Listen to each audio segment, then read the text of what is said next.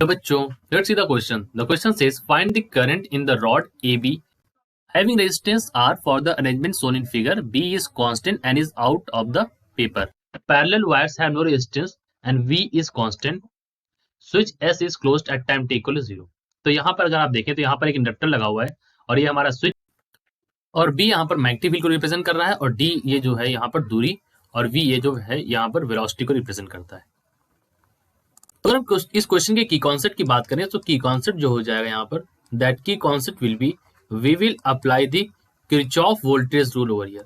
So we will apply Kirchhoff's voltage rule, right.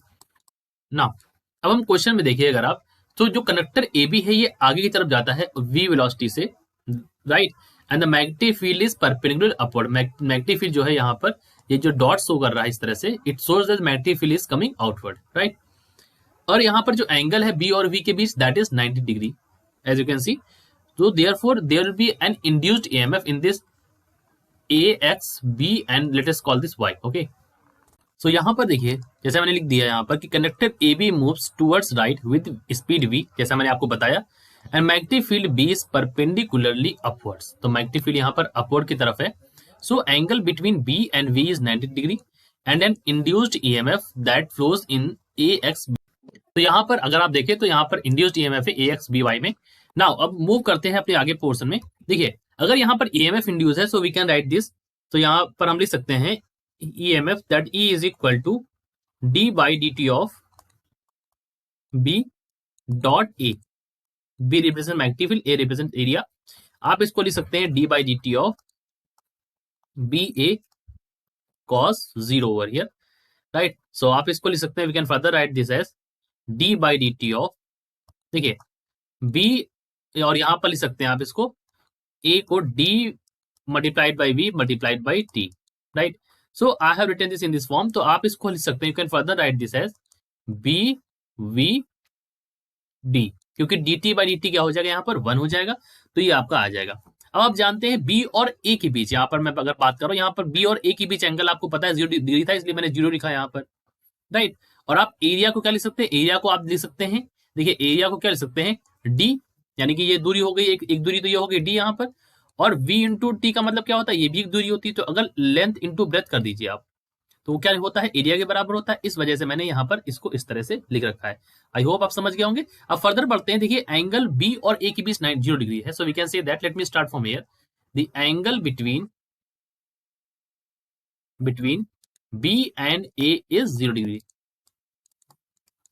सो हम यहाँ पर कह सकते हैं, वी कैन से दैट जो हमारा यहाँ पर EMF हो जाएगा, that is E is equal to क्या हो जाएगा, it will become BVD, because cos 0 क्या होता है, 1 होता है। सो अब हम इसको लिख सकते हैं at time t equal to 0, जैसा क्वेश्चन में कह रखा है इन्होंने कि टाइम t इक्वल टू 0 पर स्विच S क्लोज कर दिया जाता है। सो let me say that at t equal to 0, अब स्विच को क्लोज कर देंगे तो करंट यहाँ पर इंक्रीज करेगी और इस इंडक्टर में जाएगी due to the potential difference. So we can say that, तो यहाँ पर देखिए इन्होंने हमने लिखा है यहाँ पर कि current start increasing in the loop along the inductor L due to the potential difference. तो यहाँ पर ऐसा होता है। अब देखिए, अब हमने जैसा क्वेश्चन में आपको बताया था, हम यहाँ पर लगाएंगे Kirchhoff voltage rule. So applying Kirchhoff voltage rule, Kirchhoff voltage rule को हम बोलते हैं KVL, also we also call it KVL rule, right. KVL means Kirchhoff voltage rule, right. अब देखिए यहाँ पर क्या होगा, माइनस अगर हम लगाएं माइनस का L di by dt, right. तो सबसे पहले हम यहाँ पर देखेंगे L इंडक्टर में, तो यहाँ पर L इंडक्टर है, यहाँ पर जो करंट वाली L di by dt plus BVD is equal to IR। ये करंट जो है यहाँ पर V is equal to IR, और यहाँ पर वोल्टेज क्या होगा, वोल्टेज यहाँ पर हो जाएगा L इंडक्टर में और multiplied by di by dt, और यहाँ पर BVD जो पहले IMF आया था, तो इन दोनों को हमने यहाँ पर जोड़ के इसके बराबर कर दिया। आप यहाँ से लिख सकते हैं L di by dt plus IR is equal to VBD, इस फॉर्म में लिख सकते हैं। अब इस यहाँ पर हम इसको लीनियर डिफरेंशियल इक्वेशन के फॉर्म में आ गया है। अब हम इसको सॉल्व कर लेते हैं। So let us solve this. So we can solve, so I have added the space over here to solve this differential equation. अब इस लीनियर डिफरेंशियल इक्वेशन को हम सॉल्व करते हैं। So this is linear differential equation actually, ठीक है। अगर आप इसको सॉल्व करेंगे तो सॉल्व करने पर आपको क्या वैल्यू मिलेगी, you will get I is equal to PVD by R plus a e to the power minus of R T by L, ये वैल्यू आपको यहां से मिल गई। देखिए अब इस वैल्यू में हमें पता है at time T equal to zero, जब time T equal to zero था तो हमारी करंट की वैल्यू भी जीरो थी। So we can say that at T equals to zero the I is equal to zero. अगर आप ऐसी वैल्यू रखेंगे तो यहां पर आपको ए की वैल्यू मिल जाएगी, you will get the value of a as minus of VBD by R. This is the value of A over here. Therefore, you can solve this and you will get the value of I over here. The value of I will become VBD by R. ये value हो जाएगी।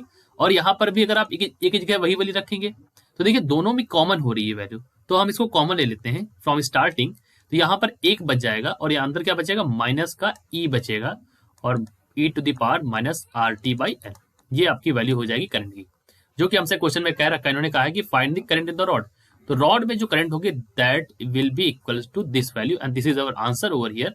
सो I hope you understood it well. All the best.